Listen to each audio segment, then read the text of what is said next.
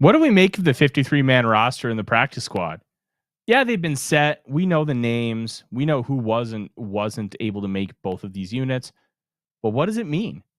Why did the Vikings construct these groups the way that they did? Why did they leave some names off? Why did they keep some on? We're going to talk all about it as we continue to work towards the Minnesota Vikings playing a regular season game on September 8th against the New York Giants. Welcome to the Real Forno Show.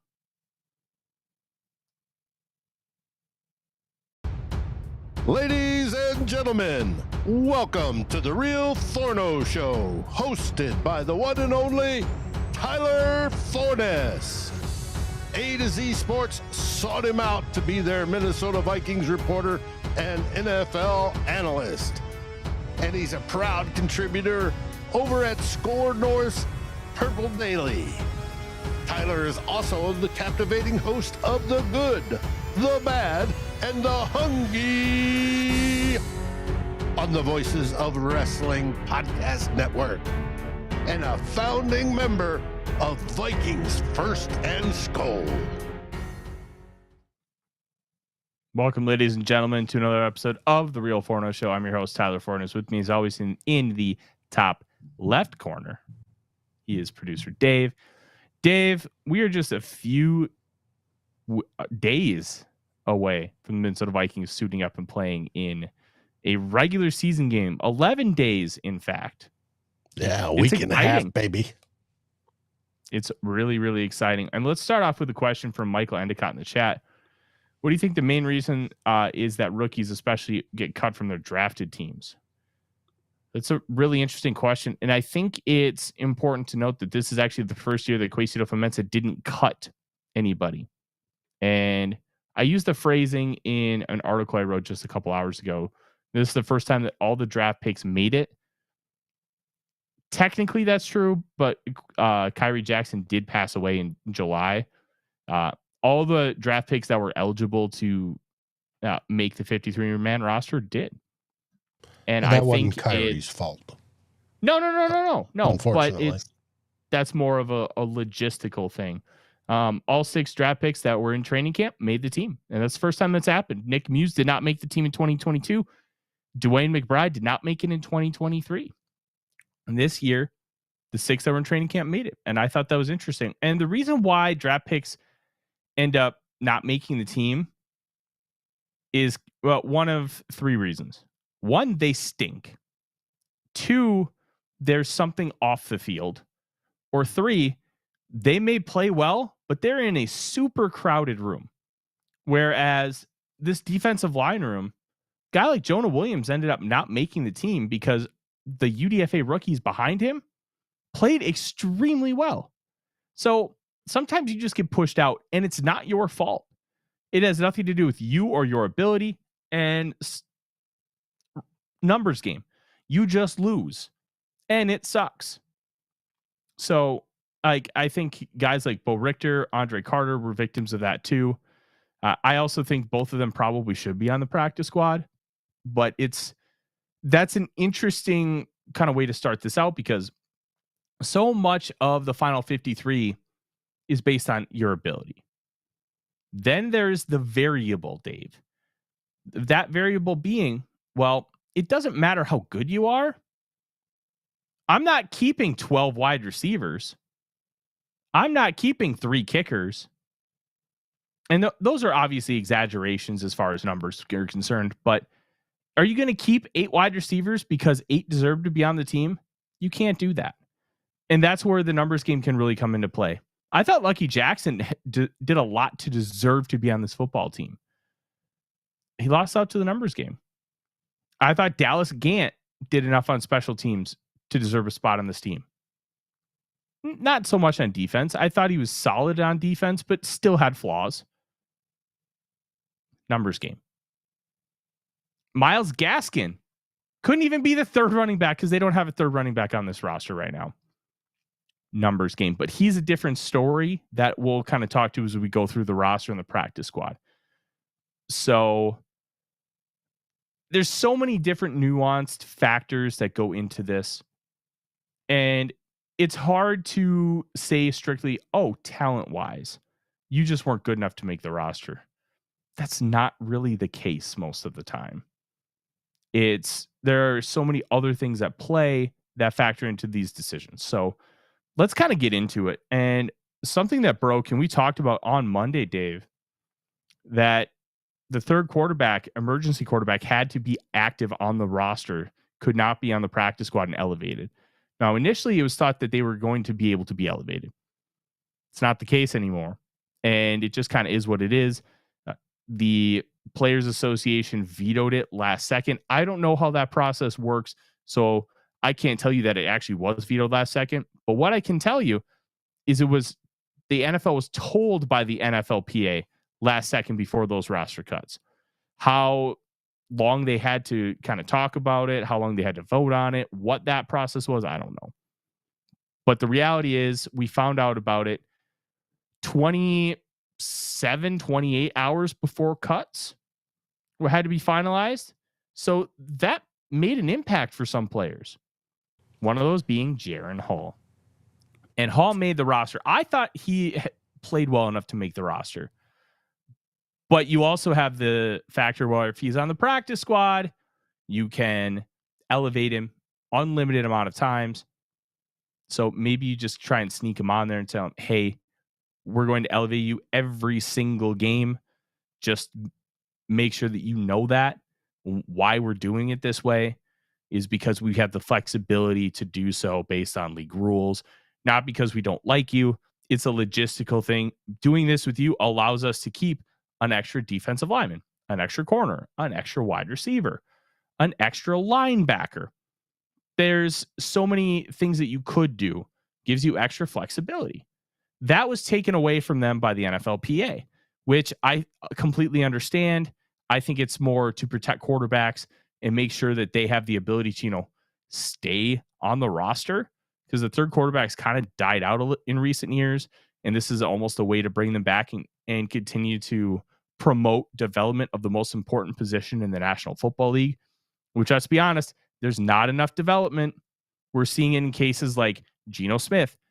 Geno Smith, second round pick, kind of lost favor in New York for multiple reasons. One of which was because a teammate punched him in the face.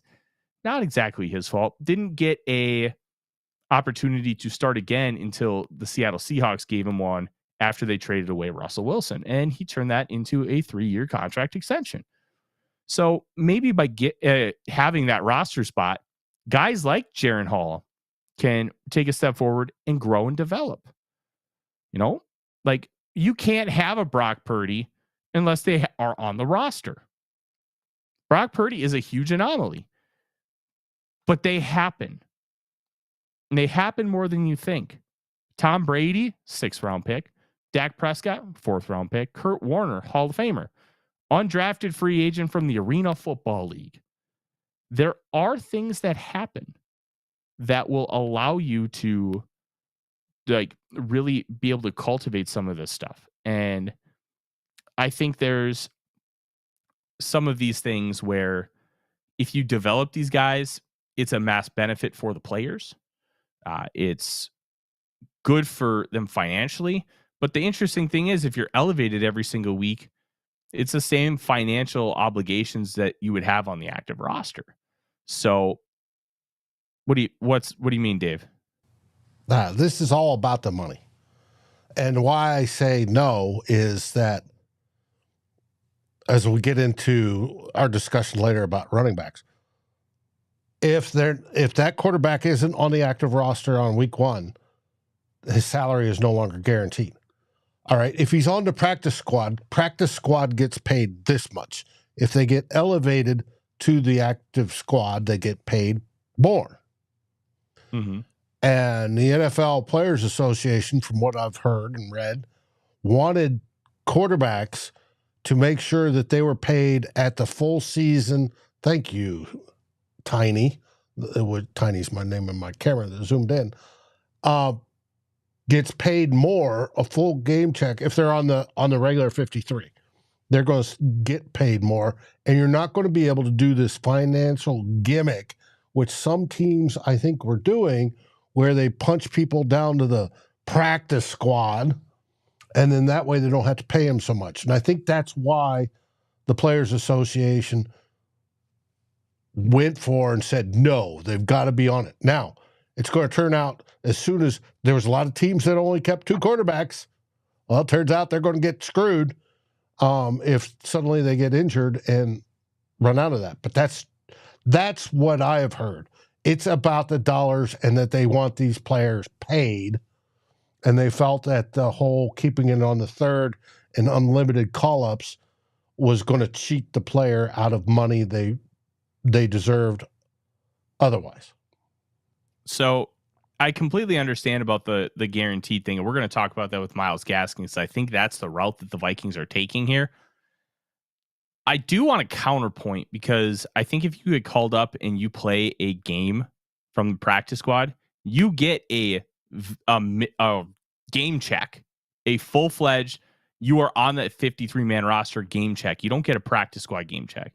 So in that sense, I don't think it's about the money, because theoretically, if Jaren Hall got called up all 17 times, he'd make the same amount of money than if he was on the active roster. But I think the idea of that money being fully guaranteed, well, one, it actually wouldn't matter with Jaren Hall, because he's not a vested veteran. That I don't believe he has a fully guaranteed contract even once the season starts. That may be the case for Jaren Hall, but I know that was the discussion, because you could pay a quarterback less sitting on a practice squad and only need him when you need him. And the Players Association didn't want that. If you're going to keep 3 quarterbacks, you want to pay all 3 quarterbacks to what they feel is due them. And I understand that. That makes sense in a way. Mm-hmm. Yeah, so it's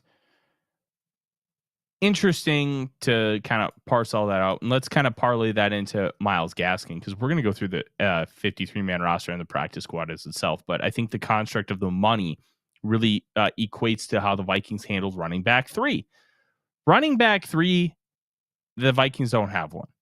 They have decided to have 2 running backs on the roster and a fullback in CJ Ham. And by doing so, they're leaving themselves up to vulnerability. But they also signed Myles Gaskin, Dwayne McBride to the practice squad.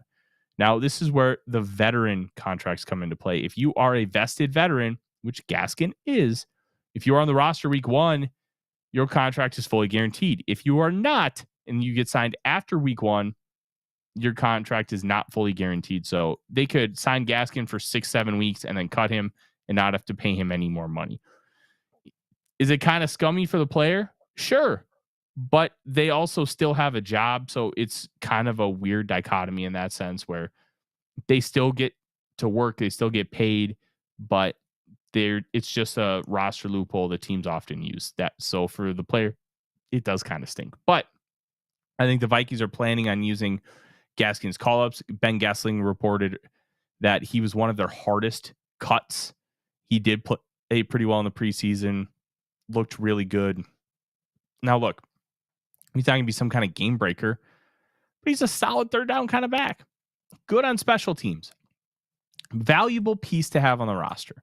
And the Vikings are keeping him around. So that's kind of where we're sitting there. But the 53-man roster, not a whole lot of changes. I got 4 roster spots wrong.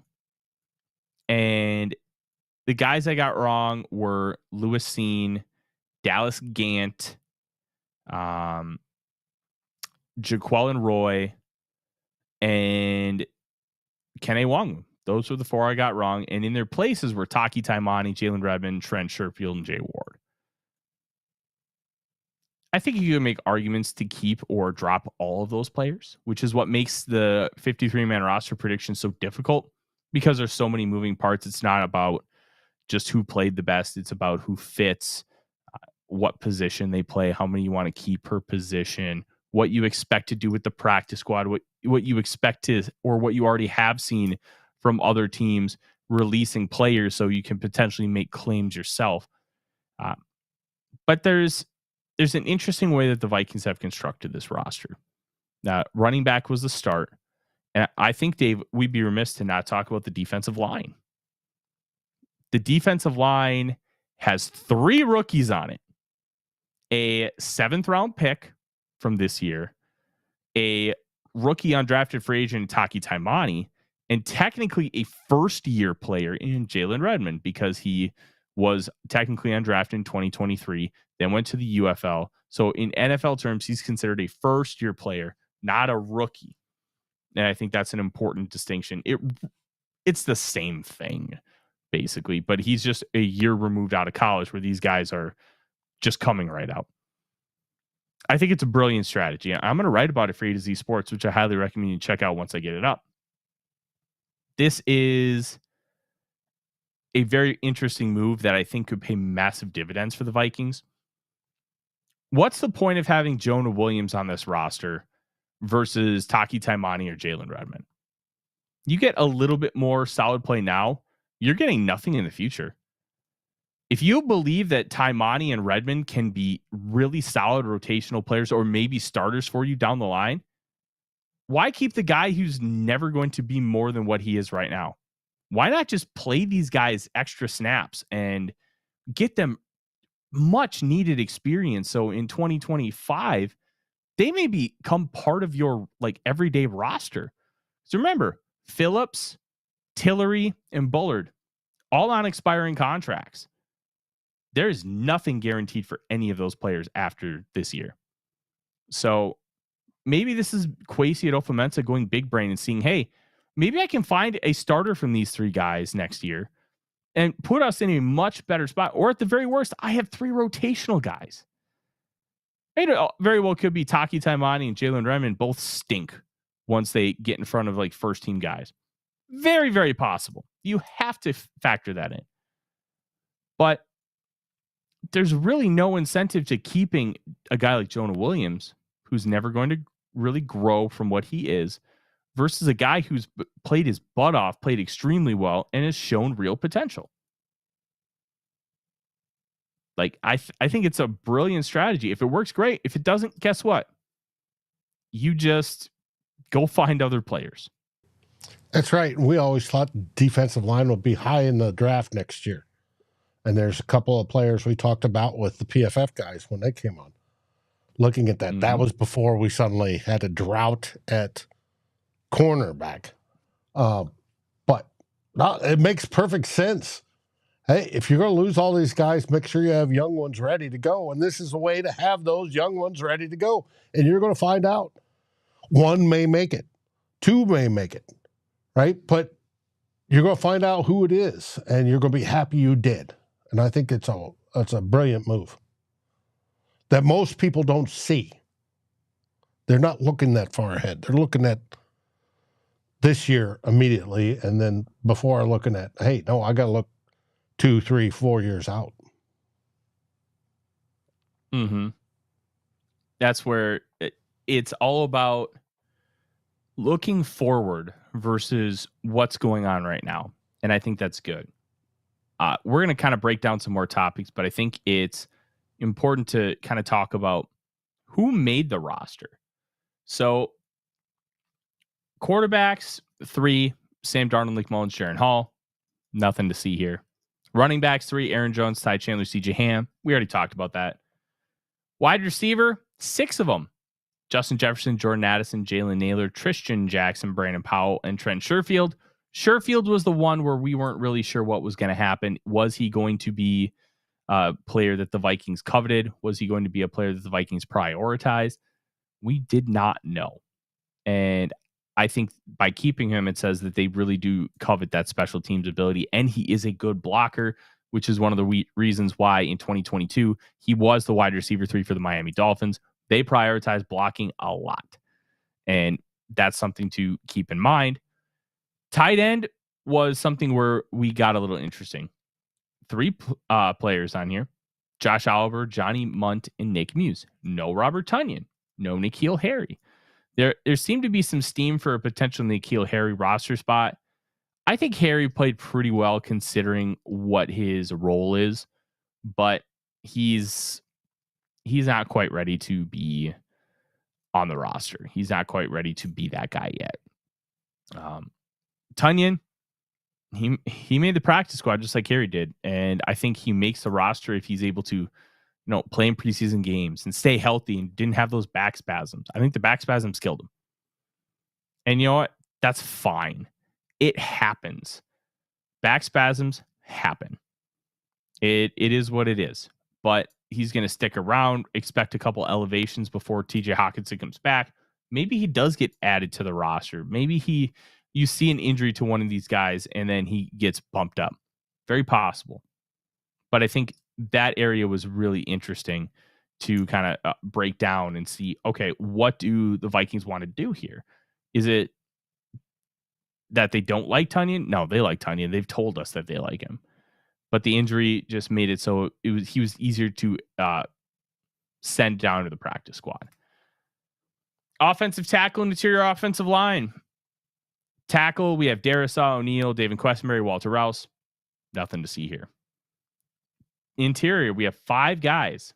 Garrett Bradbury, Blake Brandel, Ed Ingram, Dan Feeney, and Michael Juergens.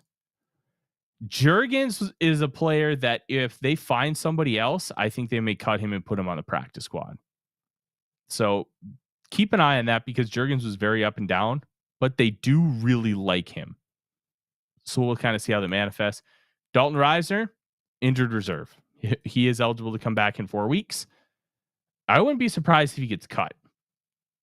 Reason being, you can't cut a player who's injured without coming to an agreement, which is why when Malik Knowles was waived, he was waived with an injury designation. If you are going to be out for 6 weeks, you basically say, hey, we're going to be out for 6 weeks. We know you want to cut us. Just pay us for the 6 weeks and we'll go. And the Vikings will be like, well, we believe it's only a 4-week injury. And then you kind of figure it out that way. And then you are ineligible essentially to play those or be on a roster for X amount of weeks. And then you could sign with whoever you want. So that's an important distinction, important to understand. And that's the offense. Only 24 players. And I think that they're going to be using the practice squad quite a bit in order to kind of fill out the roster on game days, which is fine. I think it's good to use the practice squad for some of that stuff initially. And it helps you keep players on defense who you may have lost to waivers anyways, especially a corner. Dave, I don't know if you saw this. The Panthers claimed 4 cornerbacks. 4. Really? Yeah. I saw the Packers claimed a kicker and then booted Joseph off the squad. But I didn't see that the Panthers claimed 4 corners. That's desperate.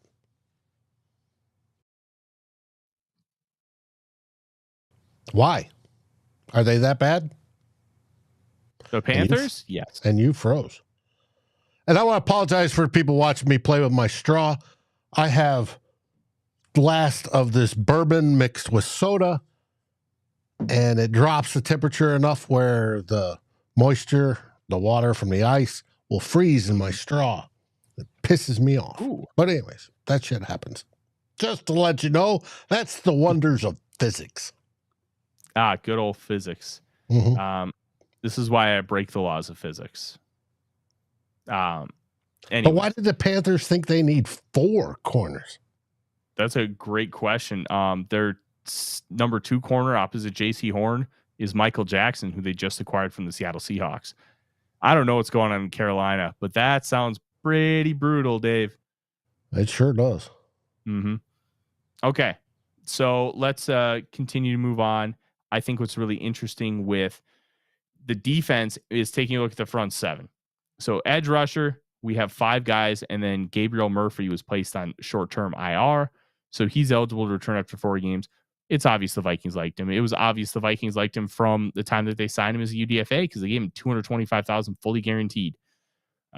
Jonathan Gennard, Dallas Turner, Andrew Van Ginkel, Pat Jones second, Jihad Ward, and Gabriel, those guys, and then Murphy on IR.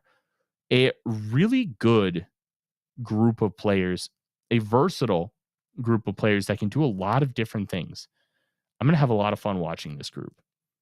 The defensive line is a little bit on the I don't know what to expect side. Harrison Phillips, Jerry Tillery, Jonathan Bullard are your starters. Levi Drake Rodriguez, Taki Taimani, and Jalen Redmond are your backups. Taimani and Redmond were very, very, very good during the preseason, and they played so well that they made their way onto the team. There are 2 of the 3 undrafted free agents to make the roster, the other being Dwight McGlothern, the cornerback. McGlothern was on the radar early and often.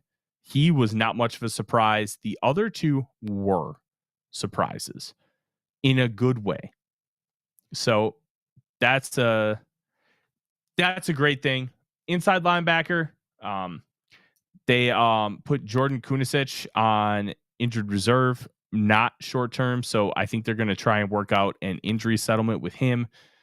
And if they can, he'll become a free agent and he'll collect a bunch of money and he'll be in a good spot. But inside linebacker, Blake Cashman, Ivan Pace Jr., Brian Asamoah, and Kamu Hill. If the Vikings end up finding a player who is better than Asamoah or Hill, watch them sign them and kick one of them to the door.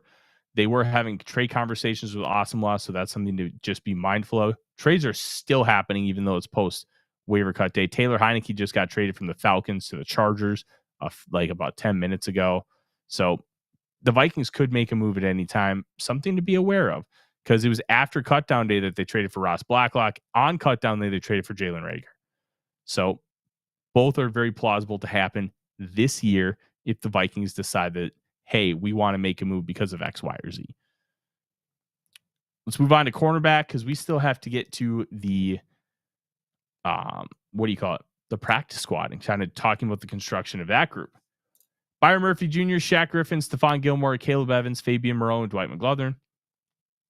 There are only 2 players on the active roster that are going to be on the roster as far as cornerback is concerned next year. Caleb Evans and Dwight McGlothern. Mekhi Blackman will be as well, but it's not exactly inspiring a lot of confidence, Dave, in the feeling what the position group can be because there's so many nuances here. It'd be nice to be able to have them in a better spot for a long-term play at corner because I think the floor for this year is good. I think it's a solid group. I think you can feel comfortable having Byron Murphy Jr., Shaq Griffin, and Stephon Gilmore as your top 3. It's a pretty good floor. You're not working with the doldrums at corner that we feel like we've been used to for decades upon decades. But this room I agree. could be that's why I said different next year. That's why I said next year, because of that, that's why cornerback moved up in the draft need, because we're only going to have those 3 young guys, and will all of them work out? The odds are not, but if they do, that'd be fantastic. But they're probably not going to get a whole lot of playing time because they're playing behind 3 veterans. Yeah. I think Caleb Evans is going to get more playing time than we may think because I just have a feeling Shaq Griffin is not going to be as good as potentially advertised. And Evans, I think, is better than what people think he is. Just he had a rough stretch last year. Corners have rough stretches. It happens. I think they're going to find a way to evolve and grow and kind of figure things out there. Lastly, safety and specialists. Safety, pretty chalk. Harrison Smith, Cam Bynum, Josh Metellus, Theo Jackson, Jay Ward. Specialists were set in stone like a week and a half ago. Will Reichert, a kicker, Ryan Wright, a punter, Andrew DePaul, a long snapper. Good groups. Ward getting the nod over Scene. I thought Scene had a chance to keep his job because of his fully guaranteed contract. And I thought he at times outplayed Ward. But they decided, you know what? It's not working. We're just going to cut the cord with Scene. And I respect Kwesi Ofamenta for making that move where, hey, it's not working. We're not going to force it. And I'm just going to realize, hey, this is a sunk cost and we're going to move on. Good for him. It's okay to move on from an asset that you just know is not going to pay off instead of keeping the asset around and just hoping something happens. Well, nothing's probably going to happen with Scenes, so let's just move on. And I thought it was a smart move because the previous administration tended to hoard their people and keep them close and stroke them, even though they weren't good. And this one is 2 years, and then you're going into your third. So I thought it was a good move. I did too. I really liked it. Let's talk about the practice squad because I think this is a really interesting group. Position breakdown. We have 2 running backs, 3 receivers, and 3 tight ends. Of the 17 players on the practice squad, 8 of them are pass catchers. They're ball handlers. We also have 2 offensive linemen, 2 edge rushers, a defensive end, a linebacker, 2 corners, and a safety. So defense is more kind of balanced and spread out, but I thought it was interesting that the Vikings really did prioritize the wide receiver and tight end positions. Sammy's Reyes is the international pathway player, so he counts towards the salary cap, does not count toward the practice squad numbers. That's the international pathway player exemption. It used to be that you could keep them on the active roster or the practice squad. They got rid of that. Okay. Let's talk about this because Dave L makes an interesting point saying we saved dead cap money because the Jets picked him up. So we don't know for sure if they did or didn't. Here's how they could have. It all has to do with what's called offset language. So the Vikings had, I think it was 1.7 million in fully guaranteed salary that they owed to Lewisine this year. If he would have been claimed off of waivers, that team just takes the contract. So the Vikings would have only had to pay him in salary cap dollars, the 2.6-ish million that was already paid to him with the signing bonus. If there's that offset language, they get to take the minimum off of what they owe him, and then they owe him the difference. It's the same thing that the Steelers are doing with Russell Wilson, where Russell Wilson's getting almost $38 million from the Broncos. The Steelers are paying him 1.2. And if that offset language is in there, which I believe it is, I can't confirm or deny that it exists in the contract, but it likely is. Most teams do put it in there for their draft pick rookies, and the Vikings will get a cap credit next year of around $1 million. That's not confirmed yet, but if that ends up being the case, that's how it's going to happen. Hey, that extra million will pay for a low end, rookie or vet. That's just under a vet minimum. Yeah, absolutely. And Odie just ripped ass right next to me. Oh boy. Oh, buddy. I love that dog. Gas. Tremendous. That's what we do in the military, and then we don our gas masks. Back when we're practicing. Have you heard the song Ass by Big Sean? You said gas, gas, gas. Part of the chorus is ass, ass, ass, ass, ass, ass. And they say it probably like 10, 12 times in a row. So that's why it popped me so much. It was just tremendous unintentional parody. I love that. But I think it's really interesting when you take a look at the practice squad. They have 2 running backs, which I think they may balance out who's going to be RB3 some weeks. Jashawn Jones, I thought was a lock for the practice squad because I think he flashed, but he wasn't consistent. And they did give him $225,000 in fully guaranteed money. And he'll come close to hitting that just with the practice squad salary. If he's not elevated, if he's elevated once, the Vikings won't be giving him extra money. And I think that's important. Tyrese Robinson reportedly was a fringe cut.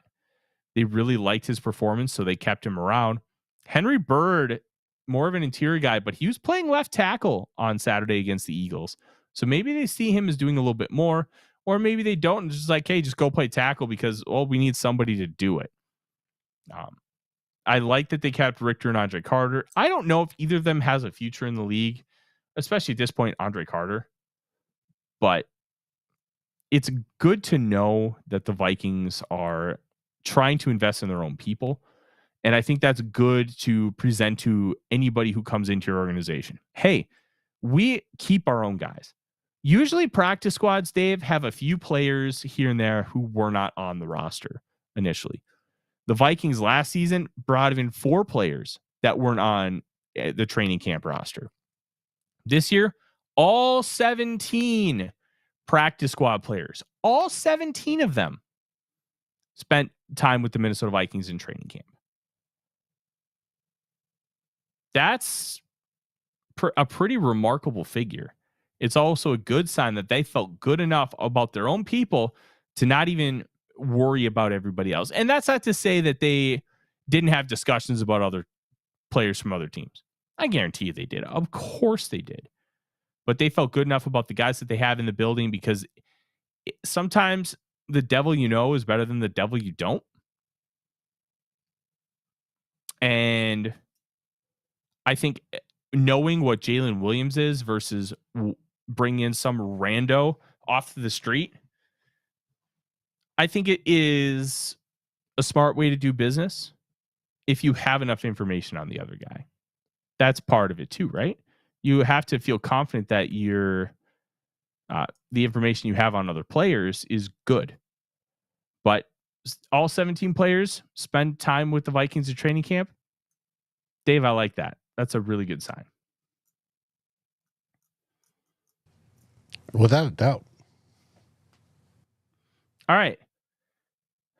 I'm trying to think if there's anything else that's kind of worth talking about with these. I think the Vikings did a really good job of constructing the final 53.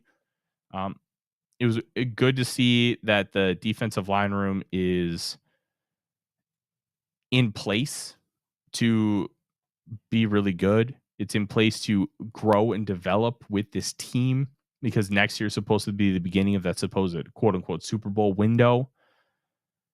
And if they hit, this defensive line group could end up being a really solid and inexpensive. They don't have to moneyball this, but maybe they just get to, because they were right on all three of these guys. Imagine having three guys you should be paying $10 to $20 million a year. You're paying a total of like $3 million combined.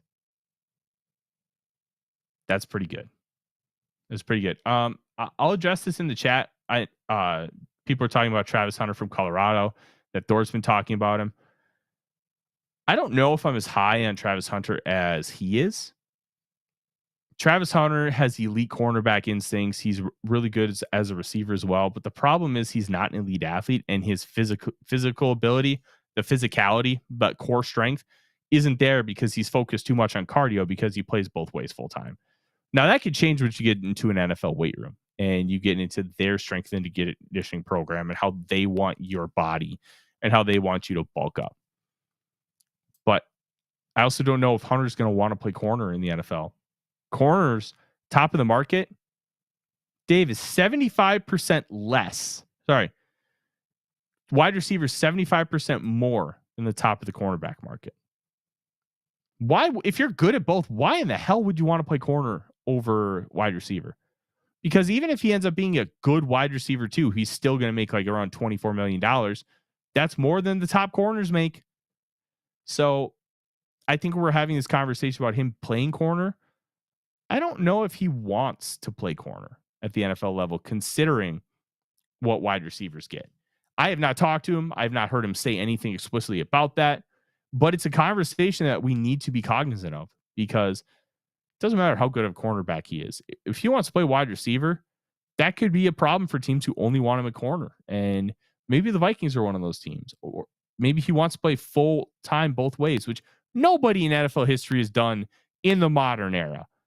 I'm sure there were players in the 20s, 30s, 40s, maybe even the 50s who played both ways. This is not how things work in the National Football League. I don't think you could trust anybody to play 120 snaps, both sides of the football, and be elite at your job for an X amount of time. So something to at least be aware of. Will he even want to play corner? Can't say that for any kind of certainty. Yeah, it used to be the corners made big money, but no, wide receivers have passed them. And as Dave says, the rules now favor the wide receiver. Corners don't get away with what they used to. So it is what it is. Yeah. Some interesting things. I'm really excited to see what the Vikings do here. I'm really excited to see how the Vikings end up building this roster, how they end up building things inside and out, and how they end up growing this team throughout the course of the year. Because hopefully next year, JJ McCarthy takes over and we're in a good spot. But right now, we're in flux. There's a lot of growth that can happen. There are a lot of things that can change between now and next March when free agency begins. We're going to take you all through it. We're going to be back on Monday. I don't believe we're going to take Labor Day off. That's up to Dave if he wants to. Nope. I will be ready to go. And then I believe Tuesday, we're going to be having our super show. Is that right? We're working on it. I'll let you know, but we're working on it. The super show, like we had last week, where we gather all the Vikings First and SKOL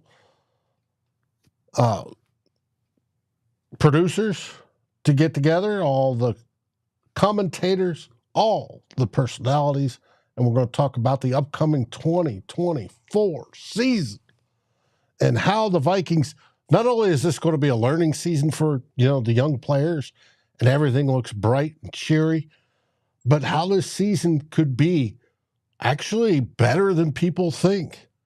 We're playing with basically house money this year. Mm-hmm. We can surprise people. And everybody in the NFL is like, the Vikings are going to stink. We get to play the Vikings this week. They suck. Right? All right. I can't wait.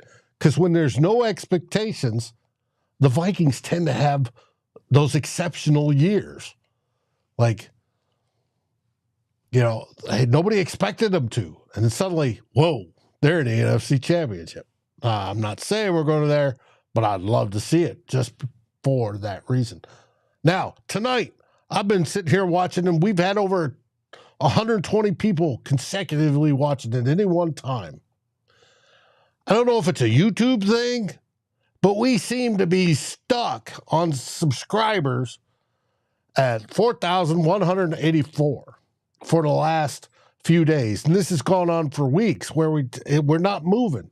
So if you're not a subscriber of Vikings First and SKOL, please do subscribe. Be one of those that gets us above 4,200. And we got something special coming up that's going to hopefully push that number way above that. But right now, if you're watching and you're not subscribed, please do. We try to put out the best, good quality Vikings reporting and opinion and being entertaining for you all and get you engaged. Why? Mm-hmm. Because we love this team just as much as you do. Yes, we do. And one last programming note, Dave. 2L Bloggers will be on Sunday for the last time for about 6 months. So you're going to want to make sure you change your notifications to 2L Bloggers on Saturdays, because they'll be moving to Saturday starting on the 7th. But the easiest way to do that is to subscribe, as Dave said, and ring the bell. So every time that we go live and we schedule a video, you're going to know about it. You're going to get a couple notifications so you don't forget about it, which is tremendous. I get really annoyed by a lot of notifications, but when it's something that I really care about, like the couple like YouTube channels that I personally subscribe to that I really like, it's great to have those notifications, because when stuff happens, they go live and it's great. And we want to be able to be there and do that for you. So make sure you do that.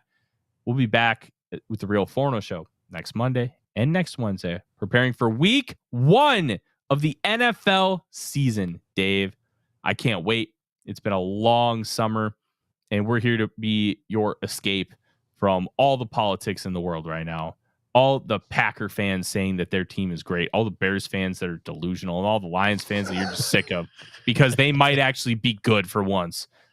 We're here to bring you everything Minnesota Vikings. I'm Tyler. He's Dave. Thank you so much for listening or watching, or both, because you love us that much. SKOL Vikings, baby. SKOL Vikings.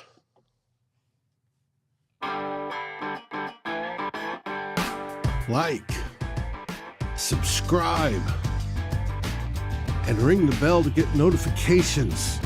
It helps us grow this community that we all love, our Minnesota Vikings.